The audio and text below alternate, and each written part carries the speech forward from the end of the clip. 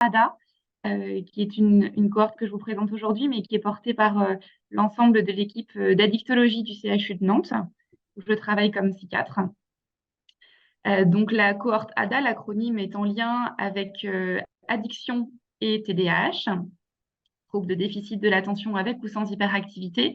Et je vais essayer de vous présenter en quelques minutes le rationnel de cette étude, les objectifs, ce qu'on attend de démontrer à partir de cette cohorte. Donc TDAH et addiction, ce sont deux troubles ou deux conditions qui s'associent largement. Le TDAH, je ne vais pas revenir sur le détail de ce trouble, mais en tout cas, c'est un trouble neurodéveloppemental qui finalement correspond à un pattern de fonctionnement autour de troubles de l'attention, de difficultés de modulation attentionnelle, d'hyperactivité, plus ou moins intériorisée, d'impulsivité, avec finalement aussi deux dimensions qu'on associe souvent, c'est une évidence en clinique, à cette triade du TDAH, que sont la dysrégulation émotionnelle et les troubles des fonctions exécutives. Le TDAH, il s'associe largement aux addictions, qu'il s'agisse d'addictions à des substances comme le cannabis, le tabac, la cocaïne, l'alcool ou autres, mais aussi les addictions comportementales sont largement décrites dans les situations de TDAH, avec des addictions aux écrans, aux jeux vidéo, addictions sexuelles, addictions aux achats, addictions aux jeux de hasard et d'argent, par exemple. Et dans cette situation de comorbidité TDAH et addiction, se pose la question d'une comorbidité simple, mais au-delà de ça, d'outils de compensation au travers de cet usage de substances ou de ces comportements pour venir finalement aider certaines dimensions liées au TDAH, voire même d'une sorte d'automédication pour ces patients. C'est à partir de ces constats qu'on a développé le terme de pathologie duelle, à savoir que le TDAH et les addictions vont être intriqués, cliniquement vont être intriqués. Le pronostic du patient en termes de trajectoire de vie va être aussi largement péjoré lorsque ces deux troubles s'associent, au-delà d'un effet additionnel. En fait, on est vraiment sur un effet de potentialisation entre ces deux troubles. Dans cette situation de patient avec un TDAH, il est vraiment important, essentiel de comprendre la fonction des addictions. Et donc, la place qu'elles prennent pour ces patients, c'est une place qui peut évoluer évidemment au cours du temps, entre la première période d'expérimentation des produits ou de ces comportements d'addiction, jusqu'à la période de sévérité, par exemple, plus accrue dans ces addictions. Et avec, c'est ce qu'on constate en pratique quotidienne, une évolution de ces conduites addictives pour leur propre compte. L'hypothèse de notre étude pour cette cohorte ADA est la suivante. On fait l'hypothèse que la variabilité interindividuelle de la réponse thérapeutique au méthylphénidate, qui est le seul traitement aujourd'hui médicamenteux qui bénéficie d'une AMM, d'une autorisation de mise sur le marché pour le TDAH, on fait l'hypothèse que cette variabilité chez les patients adultes qui présentent cette comorbidité TDAH et addiction peut être prédite par un ensemble de facteurs, qu'il s'agisse de facteurs sociodémographiques, de facteurs cliniques et ou neuropsychologiques. Donc, les objectifs de la cohorte ADA, il y en a 4 principaux.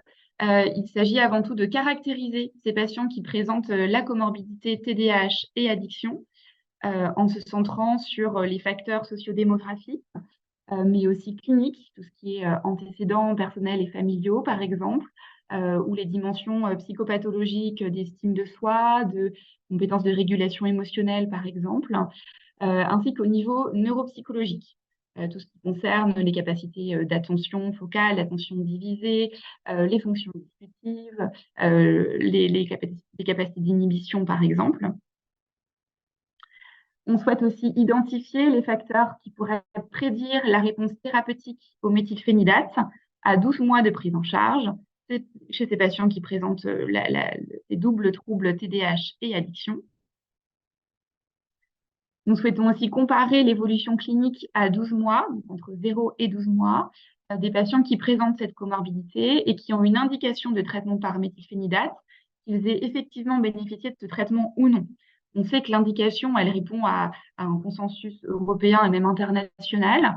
Aujourd'hui, c'est plutôt assez simple de pouvoir définir l'indication au traitement et ça dépend beaucoup du retentissement fonctionnel du trouble pour le patient. Mais parfois, il y a des freins qui peuvent gêner la prescription de méthylphénidate. Tout d'abord, il s'agit avant tout du choix du patient et du souhait de recourir à un traitement médicamenteux, alors qu'il y a aussi une offre de soins non médicamenteuses. Il peut y avoir aussi des contre-indications cardiovasculaires, par exemple, ou pour d'autres raisons, à la prescription chez tel ou tel patient de cette molécule psychostimulante.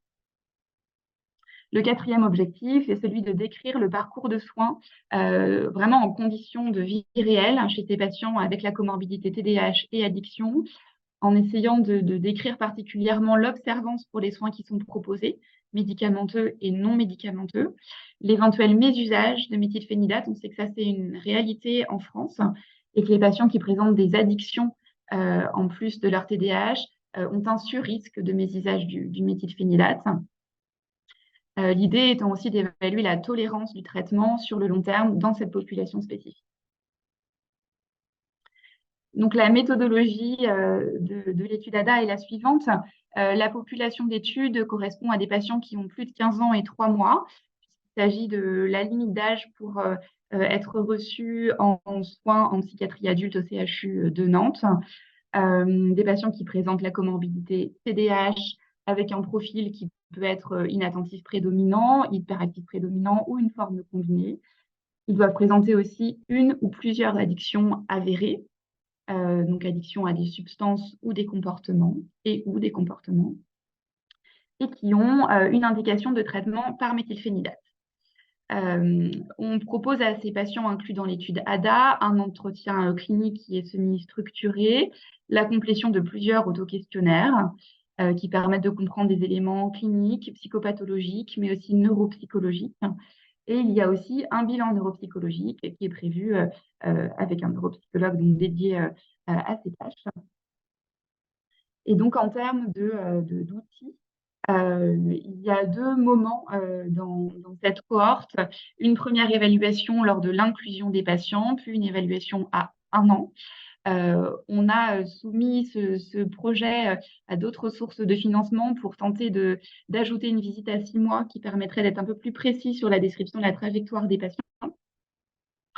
Au moment de l'inclusion, on va tenter de décrire les caractéristiques sociodémographiques. On va évaluer le diagnostic et la sévérité du TDAH, mais aussi des addictions associées. On va évaluer les antécédents et les comorbidités de nos patients. Évaluer les dimensions psychopathologiques autour de l'impulsivité, qui est une dimension quand même centrale chez ces patients, avec ces doubles conditions, la dysrégulation émotionnelle, l'estime de soi et le profil sensoriel. Il y aura aussi à ce moment-là un bilan neuropsychologique et une évaluation de l'impact fonctionnel. À 12 mois est prévu un recueil des soins chez ces patients, des soins qui sont proposés et des soins qui sont effectivement en place. Le suivi médicamenteux du méthylphénidate si la molécule a pu être prescrite. Et on va aussi évaluer l'évolution clinique et fonctionnelle au moyen des mêmes échelles que lors de l'inclusion. Alors, il y a, excusez-moi, il y a un enjeu au-delà même de l'enjeu pour les patients et de la compréhension plus précise de ce qui se passe pour ces patients avec TDAH et addiction. Cet enjeu, il est sur la structuration interrégionale des soins et l'activité de recherche, puisqu'il s'agit d'une cohorte multicentrique entre 3 sites de la FHU Exact, qui sont le CHU de Nantes, le CHU de Brest et le CHU de Tours. Et donc, l'idée, au travers de cette cohorte, c'est d'harmoniser les consultations qui sont spécialisées TDAH et addiction pour des patients donc au-delà de 15 ans. Et on souhaite aussi, au travers de cette cohorte, structurer l'activité de recherche sur cette thématique à l'échelle de l'interrégion. Et ça peut être évidemment quelque chose de central pour pouvoir développer d'autres recherches encore sur ce sujet ou des sujets connexes. Alors, en effet, je pense que vous en parliez avant ma présentation. On souhaite pouvoir penser une intrication de cette cohorte ADA avec l'étude META, qui correspond à un PRGRC qu'on a obtenu cette année. L'étude méta vise à étudier l'intérêt de l'adjonction d'un programme de remédiation cognitive pour améliorer la réponse thérapeutique chez des patients qui ont une prescription méthylphénidate dans la comorbidité TDAH et addiction. Donc, c'est une étude qui est construite en randomisation avec un groupe contrôle. Donc, une partie des patients recevra des soins de remédiation cognitive. L'autre partie aura un programme finalement un peu structuré de la même façon, mais sans travail de remédiation cognitive exactement. Avec une analyse du retentissement fonctionnel et du retentissement sur la symptomatologie du TDAH à la fin de la prise en charge de remédiation cognitive et 6 mois après. Et on souhaite faire un focus sur les troubles neuropsychologiques et sur les caractéristiques psychopathologiques des patients. Et c'est déjà ce qu'on prévoit avec la cohorte ADA. 248 patients sont attendus dans cette étude. La moitié recevra le traitement de remédiation cognitive et l'autre sera dans le groupe contrôle. Et c'est une étude qui prévoit la participation des 3 CHU qui participent à la cohorte ADA, mais aussi de centres associés qui correspondent à des centres hospitaliers ou des EPSF. Voilà, je vous remercie de votre attention et je souhaitais remercier une fois de plus la FHU Exact pour ce soutien dans la cohorte ADA. Merci beaucoup Clémence. Bon alors, je n'ai pas bien fait les annonces parce que mais c'est vrai que sur les correspondances par mail qu'on avait eues. Ah oui. Bon, on va remettre le micro.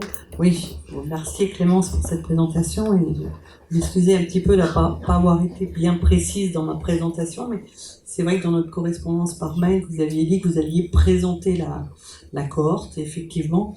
Je me demandais combien il est prévu de recruter de patients.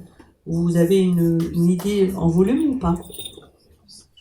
Alors, on a prévu pour cette première partie de financement grâce à la FHU de recruter 20 patients par an par centre. Et c'est évidemment des inclusions qu'on pourrait majorer si on arrive à obtenir des financements complémentaires. Parce que voilà, les patients qui consultent pour cette indication TDAH et addiction sont très nombreux, mais voilà, le mentoring pour cette cohorte nécessite quand même des fonds importants. Ouais. C'est vrai que ça me donnait un peu d'espoir, mais 20, c'est vraiment très peu. Oui, mais ça fait pas beaucoup. Enfin, quand on voit le nombre de personnes, nous qui nous contactent à l'association pour consulter et qui sont concernés par ça, je peux vous assurer que c'est une micro-goutte d'eau. Donc, alors, c'est 60 patients de par an dans le cadre du financement FHU. C'est une cohorte. Donc le recrutement, il est prévu sur du long terme autant que possible.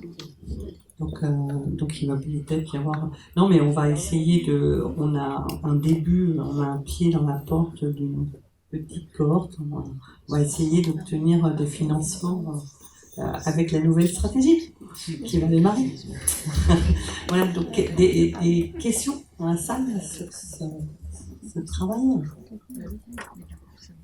Donc, il va pas y avoir trop de questions. C'est vrai que c'est une cohorte qui débute, on n'est pas... Voilà, donc... Et vous n'avez pas du tout, pour l'instant, vous avez des profils, qui se dessinent. Je suis sûre de bien vous entendre, Madame Gépin. Est-ce que pour le moment, dans notre activité, on a des profils qui se dessinent, c'est ça, chez ces patients ? Oui, des profils cognitifs, enfin... Des profils cognitifs, oui. Alors, de façon très expérientielle, on a la sensation que ces patients qui arrivent pour cette comorbidité ont quand même un profil d'impulsivité important par rapport aux patients qui présentent un TDAH sans comorbidité addictive. On a envie de pouvoir comprendre si ce profil impulsif est sensible aux soins qu'on propose, que ce soit les soins médicamenteux, la remédiation cognitive pour l'étude méta, mais aussi il y a d'autres psychothérapies centrées sur le TDAH ou moins centrées sur le TDAH. Ça va être vraiment un enjeu puisque on peut avoir quelques impressions en pratique clinique, mais sans un recueil systématique et multicentrique pour vraiment avoir une idée de la population de patients TDAH addiction de façon très large. C'est compliqué de pouvoir extrapoler nos ressentis. Donc, c'est vraiment un enjeu de cette étude.